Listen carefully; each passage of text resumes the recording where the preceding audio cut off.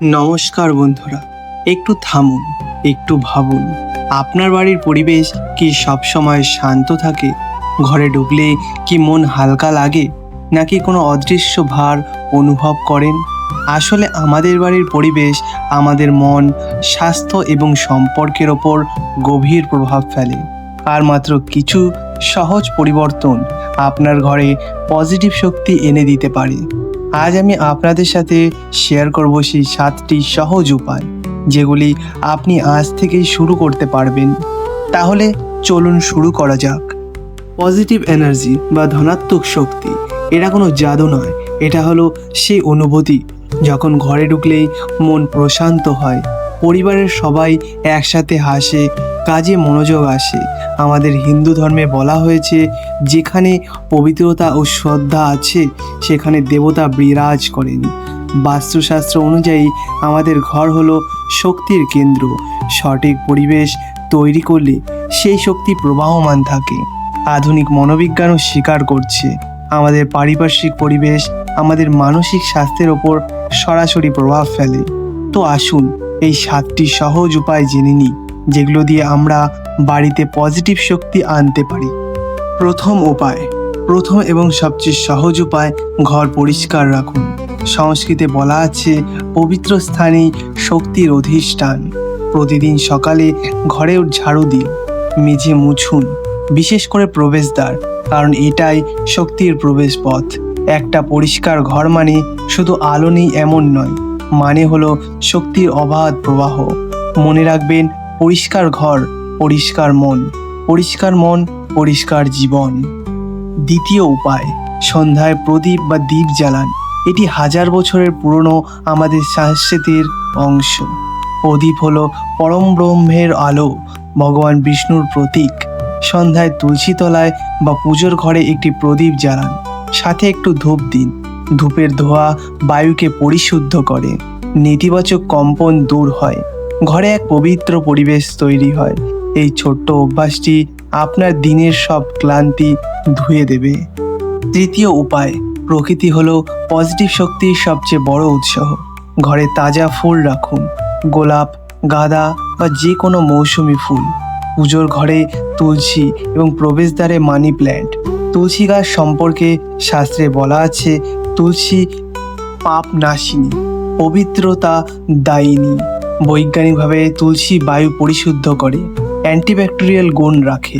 সবুজ গাছ মানে জীবন শক্তি, সেই শক্তি আপনার ঘরেও প্রবেশ করে। চতুর্থ উপায়, শব্দের শক্তি অসীম। মন্ত্র হলো ধ্বনির বিশেষ সমন্বয়, যা আমাদের চারপাশের কম্পন পরিবর্তন করে। প্রতিদিন সকালে মাত্র 5 মিনিট মন্ত্র জপ করুন। সহজ মন্ত্র, ওম নমঃ শিবায়, শান্তি ও শক্তির জন্য। হরে কৃষ্ণ আনন্দ ও ভক্তির জন্য। এবং ওম শান্তি, মন পরিবেশের শান্তির জন্য। মন্ত্রের কম্পন ঘরের প্রতিটি কোণে ছড়িয়ে পড়ে, নেতিবাচক শক্তি সরে যায়, ঘর হয়ে ওঠে পবিত্র আশ্রম। মন্ত্র না পারলেও চলবে, শুধু ভগবানের নাম মনে মনে জপ করুন। বন্ধুরা, এই 4টির মধ্যে কোনটি আপনি ইতিমধ্যেই ফলো করেন? কমেন্টে লিখুন পজিটিভ এনার্জি। আমি সবার কমেন্ট পড়ি, আর এই ভিডিওটি আপনার পরিবারকেও দেখান, তারাও উপকৃত হবেন। পঞ্চম উপায়, সূর্যের আলো শুধু ভিটামিন ডি দেয় না, এটি পজিটিভ শক্তির সবচেয়ে প্রাকৃতিক উৎস। প্রতিদিন সকালে জানালা খুলে দিন, ঘরে সূর্যালোক আসতে দিন, বাতাস চলাচল করতে দিন। বাস্তুমতে উত্তর পূর্ব দিকে ঈশান কোণ সবচেয়ে পবিত্র, সেদিকের জানালা সকালে খোলা রাখুন। আধুনিক গবেষণা প্রমাণিত করেছে, প্রকৃতির আলো ও বায়ুর চলাচল মানুষের মুড উন্নতি করে এবং অস্থিরতা কমায়। অন্ধকার কোণায় ছোট বাল্ব লাগান। আলো মানেই জীবন এবং আলো মানেই শক্তি। 6 নম্বর উপায় হলো, মন শান্ত রাখুন এবং রাগ নিয়ন্ত্রণ করুন। এটি সবচেয়ে গুরুত্বপূর্ণ উপায়, কিন্তু সবচেয়ে কঠিনও। ভগবদ্গীতায় বলা আছে, ক্রোধ থেকেই সমস্ত বিপদের শুরু। রাগ মানুষের বিচার শক্তি নষ্ট করে। পরিবারে যখন কেউ রেগে কথা বলে, সেই ক্রোধের কম্পন ঘরের দেওয়ালে লেগে থাকে, বাড়িতে নেতিবাচক শক্তি তৈরি হয়ে যায়। তাই রাগ হলো 3 নিঃশ্বাস নিন, ঠান্ডা জল খান, কিছুক্ষণ নিজেকে সরিয়ে নিন, বাড়িতে হাসি, ভালোবাসা এবং কৃতজ্ঞতার কথা বলুন। মনে রাখবেন, আপনার মনই আপনার বাড়ির সবচেয়ে শক্তিশালী উৎস। সপ্তম উপায়, প্রতিদিন প্রার্থনা ও কৃতজ্ঞতা প্রকাশ করুন। সর্বশেষ কিন্তু সর্বোচ্চ গুরুত্বপূর্ণ উপায়, প্রার্থনা ও কৃতজ্ঞতা।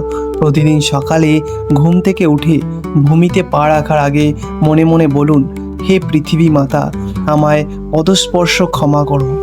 রাতে ঘুমানোর আগে মনে মনে সেদিনের কথা, একটু ভালো ঘটনা জন্য ঈশ্বরকে ধন্যবাদ দিন। কৃতজ্ঞতা হলো সবচেয়ে বড় শক্তি এবং পজিটিভ এনার্জি। এটা আরও ভালো জিনিস আপনার জীবনে আকর্ষণ করে। যে মন কৃতজ্ঞ সেই মনই সুখী। যে ঘরে প্রার্থনা আছে সেই ঘরে লক্ষ্মী আছেন। তাহলে বন্ধুরা, আজকে 7টি উপায় আবার মনে করিয়ে দিই। প্রথমত, ঘর পরিষ্কার করুন। দ্বিতীয়, প্রদীপ জ্বালান। তৃতীয়, ফুল ও গাছ লাগান। চতুর্থ, মন্ত্র জপ। পঞ্চম, আলো ও বাতাস। ষষ্ঠ হলো মন শান্ত। এবং সপ্তম, প্রার্থনা ও কৃতজ্ঞতা। এই 7টি প্রতিটি কি কঠিন? না, একেবারেই না। একটা প্রদীপ জ্বালাতে মাত্র 30 সেকেন্ড লাগে, একটু মন্ত্র জপ করতে 5 মিনিট এবং ঘর গোছাতে 10 মিনিট। কিন্তু এই ছোট ছোট অভ্যাসগুলি আপনার সম্পূর্ণ জীবন বদলে দিতে পারে। মনে রাখবেন, পজিটিভ শক্তি বাইরে থেকে আসে না, এটা তৈরি হয় আমাদের ভেতর থেকে, আমাদের অভ্যাস, আমাদের চিন্তা এবং আমাদের ভক্তি থেকে। বন্ধুরা, আজ থেকেই এই 7টি অভ্যাস শুরু করুন। একদিনেই সব করতে হবে না। আজ একটি শুরু করুন এবং কালকে আরেকটি। 7 দিনে 7টি অভ্যাস এবং দেখুন আপনার বাড়ি কিভাবে বদলে যায়। শুদ্ধ মন, শুদ্ধ ঘর এবং শুদ্ধ জীবন। যেখানে ভক্তি সেখানেই শক্তি। নমস্কার। আর হ্যাঁ, এই ভিডিওটি যদি আপনার ভালো লেগে থাকে এখনই লাইক করুন, পরিবার ও বন্ধুদের সাথে শেয়ার করুন, সাবস্ক্রাইব করুন এবং বেল আইকনটি প্রেস করুন। আপনার একটি লাইক এবং শেয়ার আমাকে আরও ভালো ভিডিও বানাতে অনুপ্রাণিত করে। পরের ভিডিওতে আমরা কথা বলবো সকালের রুটিন কিভাবে আপনার সারাদিন বদলে দিতে পারে। সেটা মিস করবেন না।